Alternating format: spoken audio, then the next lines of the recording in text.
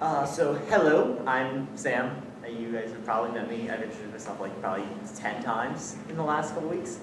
So today we're going to be talking a bit about GitHub, and I really want to encourage this, really promote this for use on our projects. I think it'll really help out our workflow, and it'll really just help out in making sure our game making process is really streamlined. So first I kind of want to go through what Git is, like at a little bit more of a conceptual level. So it's a version control manager, which as a general sense, it just means we've got a folder, we have a project that has a bunch of things in it, and we want to control how it's changing as we move along and progress in our project. Very often, it's used in a lot of programming projects. Very often, you'll see it in things like Google, Facebook. A lot of them will use stuff like this, but it's not limited to that use alone. I actually have a friend that uses GitHub for like just pretty much how a lot of us use Dropbox, which is actually kind of funny. So in our case, we're going to be using it for our video games, which will include code, but also art and music, things like that. It'll help make things go along very smoothly in that end. So one of the advantages of GitHub in our case will be that it allows us to share files in between our entire group. So when one person is working on an art, a design, then they can put it to this file, put it in the cloud, and then everyone else can get that file and then be able to plug it in wherever they want. Then that person can change that file, put it up, and no one else has to do anything. It'll just be changed for everyone else's project use. So now let us talk about setting up. Who here actually has a GitHub account already? Cool. Seems like most everyone does. Who here actively uses it? Okay, decent amount. I guess real quick we can just run through like setting up a GitHub account just in case, especially for the people that might not be here today. So I'm just going to sign out of mine. Fairly straightforward. Go to github.com, you'll sign up, and you can just type in whatever your username might be, your email address, password. It's really straightforward just to set it up. So I highly recommend that everyone does this as soon as possible. Cool. Actually, wait a second. Actually, but one more thing I'd actually like to talk about is actually Github Desktop. This will be a really easy way, especially for non-programmers, to be able to utilize this GitHub without having to know all the command line commands and all that sort of stuff. If everyone doesn't have it already, I'd like everyone to go to desktop.github.com and actually download it right now, actually, if possible. And actually, I will show just some of the advantages of this. So I'm just going to open this up real quick. Might ask me to install, not sure. Wait, is this? Okay, cool. So awesome, so I'll just sign into GitHub.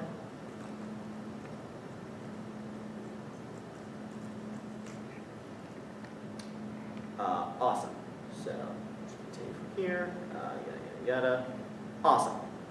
So here is kind of like what our basic thing looks like. Is there a way I can actually go on? Let me just full screen this to make sure it looks.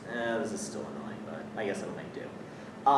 So it's giving us a couple options just right off the bat. It'll allow us to create a new repository. We'll get into that a little bit later. We can add a local one, so if we already have like a GitHub thing already on our computer, we can just plug it in here. Or we can clone one, which means if someone else has made a project, for instance, if we want to work on that project, we can just take that project and put it right on our computer. And I'll be getting into that as well. So, where is the presentation? There we go. Cool. So with that out of the way, let us create a project. So we're going to go to here. We're just going to click on the Create New Repository. And let's say we're going to make an awesome game. This is an awesome game. Yep, we can just put in whatever file we want. I'll just keep it there for now. Generally, you'll want to initialize your repo, your repository, which is pretty much what your project is called a repository. You'll generally want to initialize it with a README. This is pretty much for whoever wants to access it. This will let them know, hey, this is how you run your game. This is what our project is going to be doing. It's just a good place to store all your information about the game. We won't be going into too many details here, but you'll use general Markdown for that, which I'm not particularly fluent with, but you can just kind of write it up as you would like a Word document or something like that.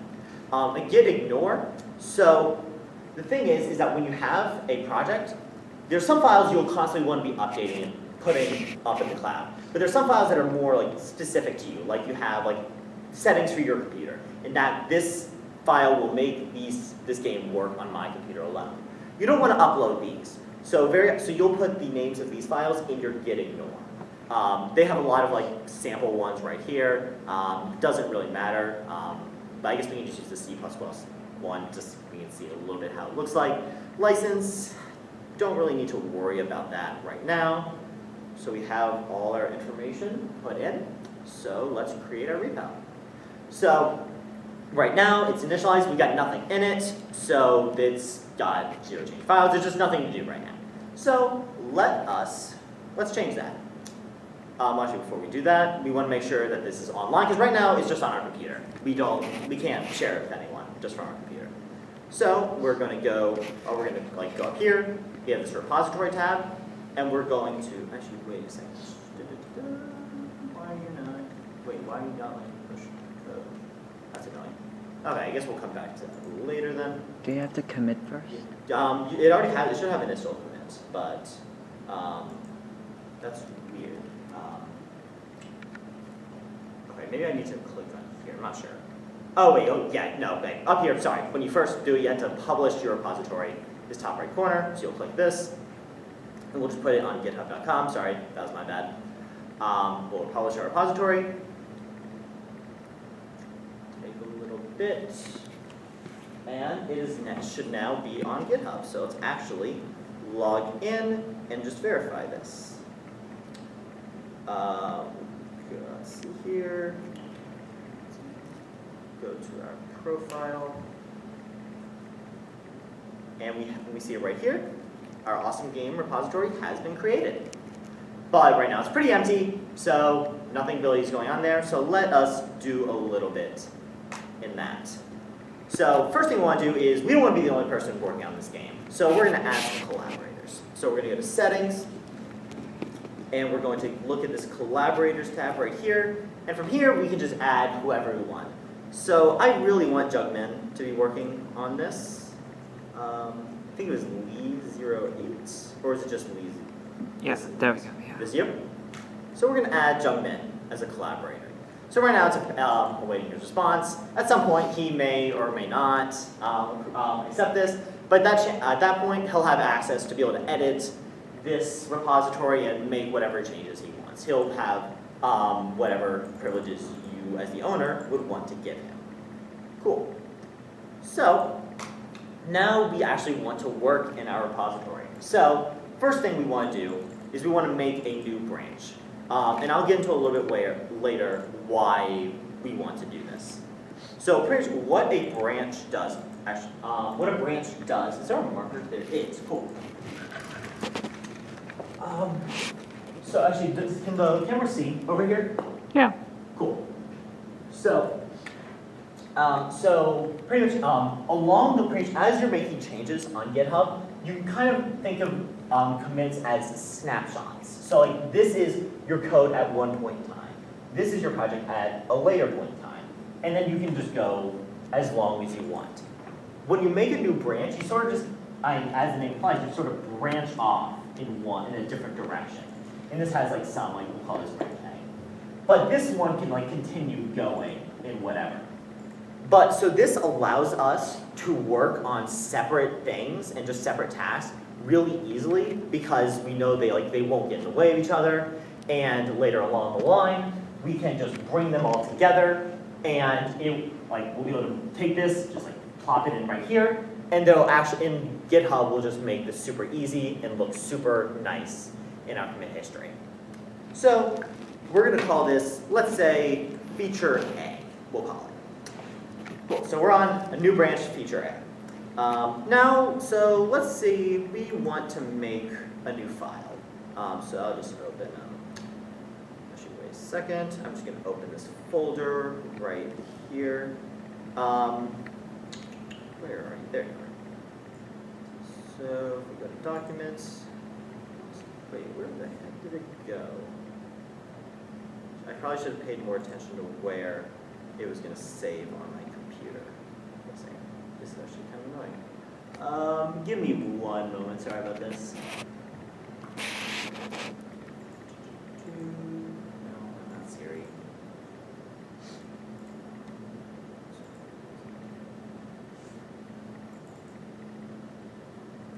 save it to iCloud maybe? I might have saved it to Oh, iCloud. there, not sure. Wait, There it is. wait, where? Your cursor's on. Wait. It's the folder called GitHub edited today at 6:20. Oh, right, because it was in the GitHub. Right, you're right. Sorry. All right, cool. So, no, we don't care about this right now. Awesome. We'll just go here. Cool. So we got these files right here. We're gonna add a new file. Let's say this is feature A. We're gonna. Here is some stuff that I did. Yeah. Now let's go back to, actually, well first we're going to save this file. Now we're going to go back to our desktop, and we see that we have all the changes that we did right here. So we can choose whether we want to save this change and put it on the cloud, or we can choose not to, whichever we prefer. We do want to push it. So what we're going to do, we're going to say, let's say, what did this commit do? It completed feature A, we'll say. Did the stuff that was required. So here we can this pretty much is the summary of what changes we're making, and down here is kind of like if we want to go into a few more details of what we did. This just makes it easy for if anyone clicks on this commit, they can, without even looking at the code or the art or whatever, exactly what this was intended for. So once we do this, we will go up here. We have our, let's see here, don't remember exactly. Wait, where did it go? Okay, yeah, going on here. Is it because it's too small enough? Sure. Because I feel it should definitely be here. Is there a way to shrink this size? Okay, there should definitely be a message down here. I think it's just because this is mirroring stuff. Zoom out. So if I do this. Okay, so zooming in somehow lets us see this little commit to feature A. I hate mirroring so much. Okay, so we have this commit to feature A right here. So we've made all the changes we want to make, and we're going to commit. So cool. I'm just going to zoom out again. Okay, now it's there. Okay, great. This is just great. Cool. So we can go to our history and we can see this new commit that has all the stuff that was added in this one commit. So we've completed this feature, and now we want to bring it back into our main branch. So let's do that. We're going to go up here to we're going to go up to repository. We're going to push this. So this is now, by pushing code, we're putting everything that we have, and we're putting it on the cloud, on GitHub, so that everyone can access it. Now, so for instance, if we were to go back to GitHub, yep, we see feature A has been added as a branch. Cool. And we can actually go to that branch and see that feature A file is there as we want it to be. But now we see this little thing that says feature A, compare and pull request. So pretty much, when I said that we want to take this and like just plop it down back into our main line, that's exactly what a pull request does. That just, it'll say, hey, here are the changes that we are making, and someone look at this and make sure that this looks good before we bring it all together. So let's compare this and make a pull request. Did the stuff that was required, great, create this, and now it's like it's sitting here. We can go through, we can see all the commits that we've made, we can see all the files that we changed, and this makes it really easy for people to go in and say, okay, what kind of changes are these making, and are these proper and polished enough that we want to bring it into our game? If you want someone specific to like look at these, you can assign reviewers. I don't think Jungmin has accepted it, so I can't assign him yet. But if you were to, I could just request him for a review right here. He could look at it, we can make comments down here. This is a comment. And this just makes it really easy to let people know what we're doing, what changes we're making, and that everything is going well, whether it be code or art or music, because you can just see the music, or like, I can't see the music. You You can see the art or listen to the music from GitHub, make sure it looks good. You can write a review, say, hey, this sounds good, but maybe change this little thing. Or hey, maybe this looks good, but maybe we want to adjust this a little bit. And you can make these changes without bringing it into the master branch and making everything very cluttered. Cool, so let's assume that someone has checked this, looks good. We're gonna merge it in. We're gonna confirm the merge. And if we go back to our master branch, lo and behold, we got this feature A right here. We can look at our commits, and we can see we completed feature A. And it also just adds an additional commit saying, hey, we merged this pull request. So pretty much this is just good for coordinating. These are segments and branches that we've been working on this entire time. So it's just really good for organizational purposes. Ruby? What happens if you try to merge everything together? If you try to merge everything, like as in like you have like feature A, feature B, feature C, and like you try to merge everything together, or like so a couple things can happen. One, nothing conflicts, like people aren't working on the same files. No conflicts, fantastic, best case scenario. Not as great scenario. This will be more of an issue in code. So if you're working on images or music, this won't be as much of an issue. But with code particularly, it's not uncommon for people to be working on similar files, in which case you'll run into merge conflicts. I'm not going to demonstrate it during this, but so what you do during those is GitHub will actually change the files and say like, hey, here is the old version of what you had, and here is the new version of what you had. Change it to be what you want it to finally be, and then establish that as your source of truth.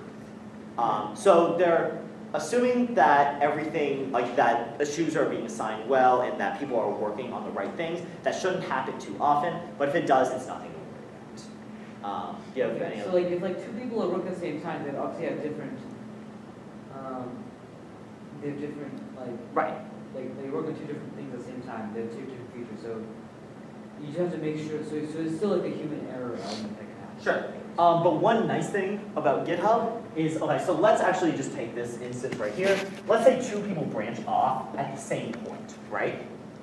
But these two branches are working on entirely different things.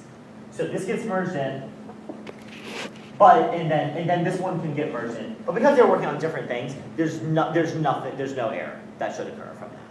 It's just when people are working on the same things that weird things could start happening. So try to avoid that as much as possible, just for this particular case. So does that make sense? Like how that sort of works? Well, please work. I think it's disconnected. Just try reconnecting. It's Oh, working. cool. There it is. Yeah, awesome.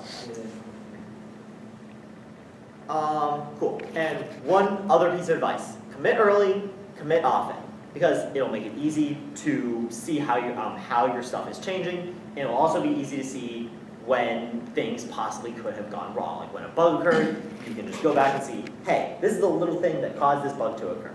So that is something I highly recommend. Cool. We actually already ran through this, but yeah, one thing I would also highly recommend before before merging something in is get feedback on it. Please get feedback on it. Make sure your team knows what you did before you input it into your master branch, because it'll make things super easy, super great, and everyone will be on the same page. So like, when should you branch and when should you You should work on the master branch? You should never be working on master branch, like 99.9% of the time. Okay. Because if you're working on, because if you're working on the master branch, then if something goes wrong and you commit something to it, then, you're pretty much what you would want to demo now has a bug in it. Yeah. So, but if you're on a branch and you have a bug on it, that's fine. That's not what you'd be demoing. You still can edit it, fix it, do whatever you need to. And once you know it's working and isn't going to break your demo, you can put it in. Great, you've got a new feature. So I say branch every time you are working on a new thing, is what I recommend. Cool. Actually, are there any other questions so far? I'd be happy to answer them.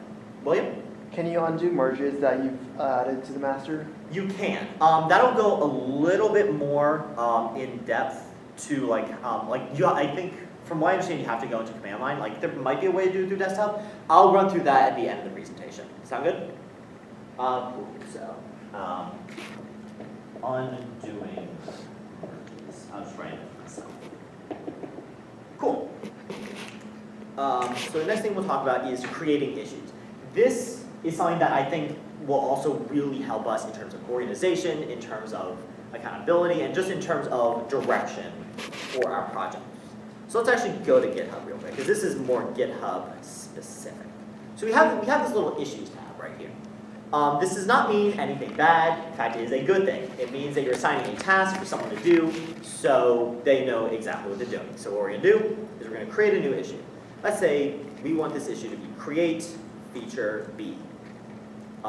Does this thing, and then we have like note 1, note 2,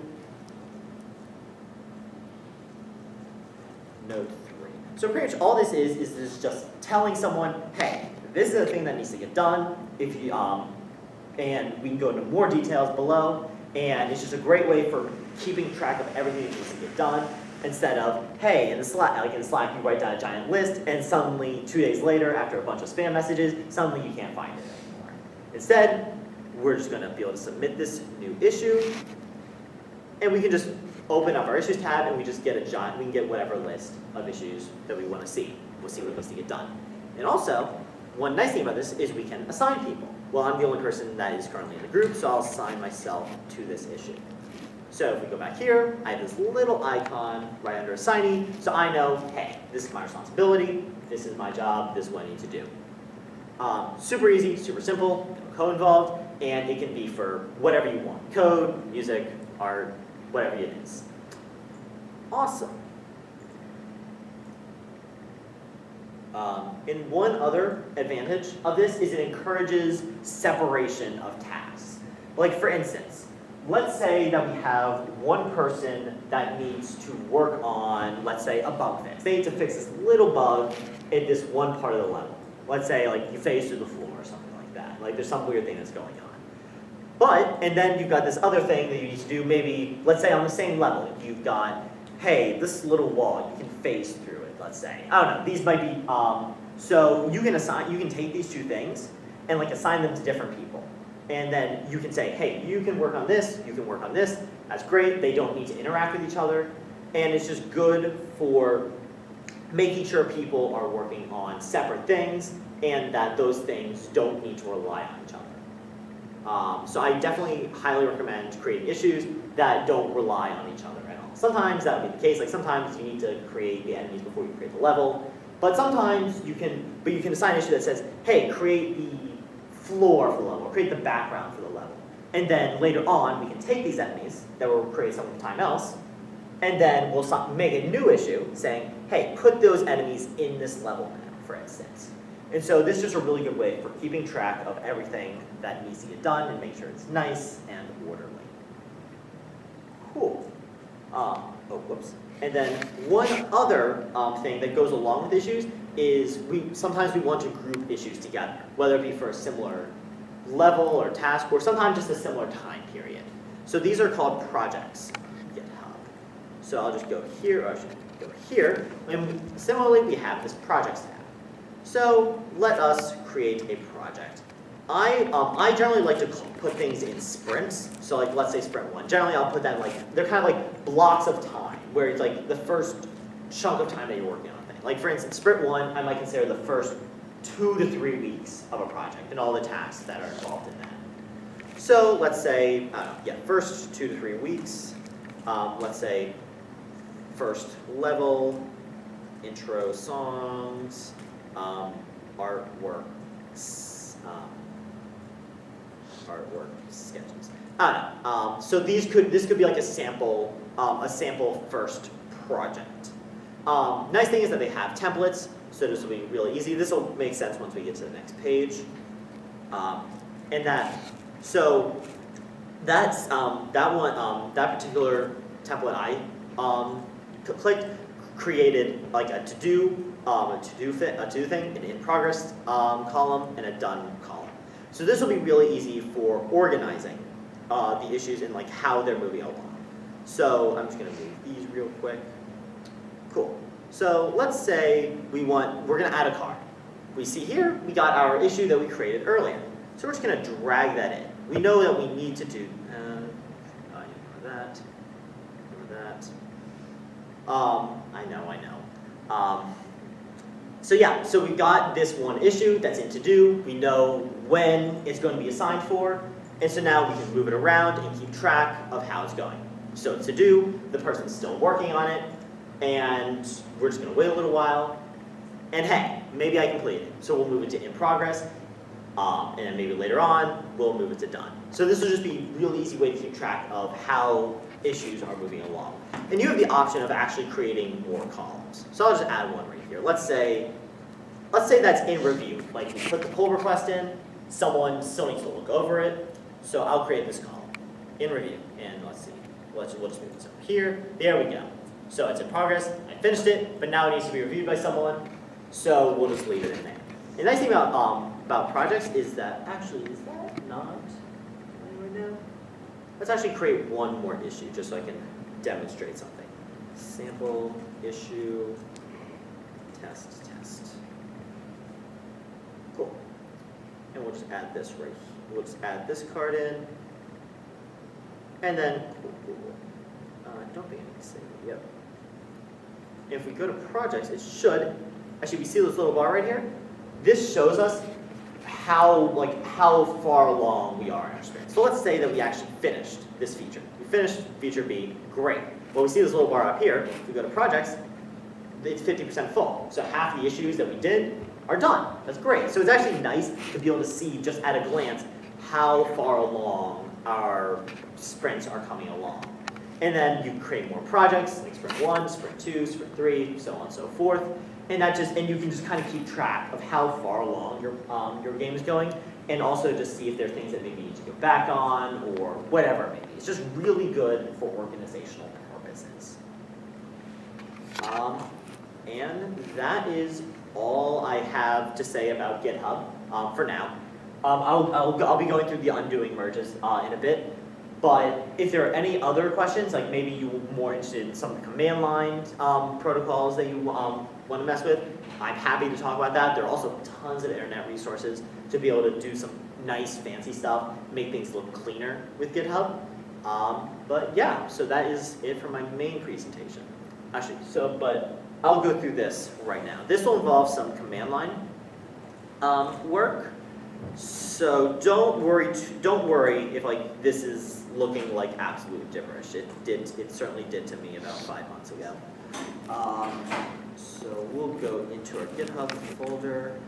We'll go into our awesome game. Cool. So I'm just going to run git status, for instance. We see that we're on feature A. Working feature A. Great. I'm going to run my log so I can see all of the commits that I've done. Okay, great. Completed feature A. Cool. Actually, I think I'm on branch feature A right now. Let's actually move back to master real quick. And now we can see here we have 3 commits. Completed. We have. Oh wait, right, because we got to pull our code. Actually, one other thing I should mention: pull from master branch often, pretty much as often as you can.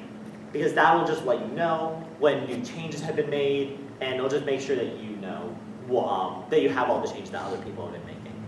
So I've pulled from master, and now we see all the commits that we have had, that we made. So now let's say that there was some bug that was just completely missed earlier. So, but we don't necessarily want to make a new PR to undo it. So what we'll do is we can do git reset -- hard head 1. So pretty much what this does is this takes our folder and pretty much makes it exactly the same as pretty much one commit earlier before where we currently are at. So if we run this, Well, we can see we're back at our initial commit. And if we were to, for instance, look at our files, all we have is our README. That whole thing has been deleted. If you wanted to update this to your origin, you would get push -f, origin master. Don't normally recommend this, but in this case, it's like a really urgent, like you have to undo a PR for some reason, this is the way I would go about doing it. So you push -f, origin master, cool. So if we go back to our online, well, we see our feature A is gone. We only have one commit, so all of that has been undone. So to break down a little bit more what I did, so our first thing was our git reset --hard -1. So git reset takes where you're at and changes it in some way.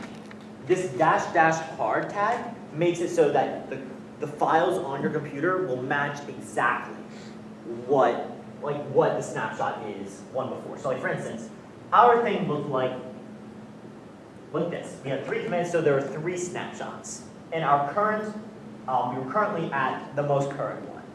So this, actually, well, this is even kind of like an imaginary commit because it was like a PR commit. So really, this is the one that we were at. And this head tilde1 pretty much says, okay, this is our head. Well, the tilde1 tells us we want to go one before that. So we're going to go and match this one exactly. So it removed this commit entirely, and this is what we were left with. The next thing I did is git push -f, origin master, will git push, takes our stuff, and puts it on the cloud. The -f means ignore any conflicts, ignore everything, just make what's in the cloud exactly like what we have on our computer. And then origin master just tells us, hey, this is the branch you should put at. Master is the branch, and origin is the equivalent of the cloud. This is something that you 99.999% of the time will not need to worry about. If it ever does happen and you're not confident, I mean, I feel comfortable with GitHub. I'd be happy to help you through it. There are plenty of us here that are also pretty proficient with GitHub, so feel free to reach out to someone if something like this happens. Trust me, I understand how frustrating sometimes GitHub can be in terms of, like sometimes you're really worried about making this change because you're worried that you'll mess everything up. Don't worry about it. It's fine. Almost everything is something that can be undone, and I think for the most part, this is something that will help us moving forward. Cool. Are there any other questions? Any other confusion, things, questions, clarifications, anything at all? Or just have a comment at all?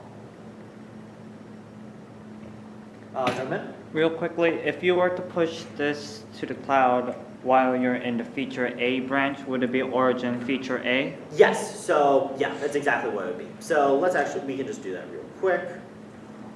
We'll get checkout. Checkout means you're switching branches, feature A.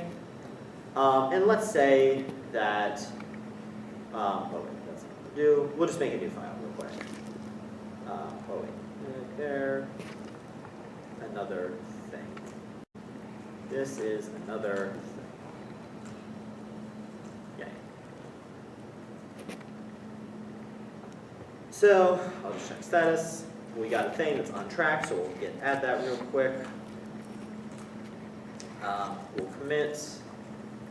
This adds another thing. I even misspelled thing, but I'm not worrying about that right now. And what we'll do is we'll get push origin feature A to push it to that branch. Lo and behold, it's checking, making sure everything's good. If we go to GitHub, right, where did it go? Did I close it? No, I didn't. Okay. We'll go to feature A real quick. There we go. This adds another thing right here. So that was all through our command line. Awesome. Any other questions? Any last minute questions, concerns, clarifications, fun facts? Cool. Thanks for letting me have this talk.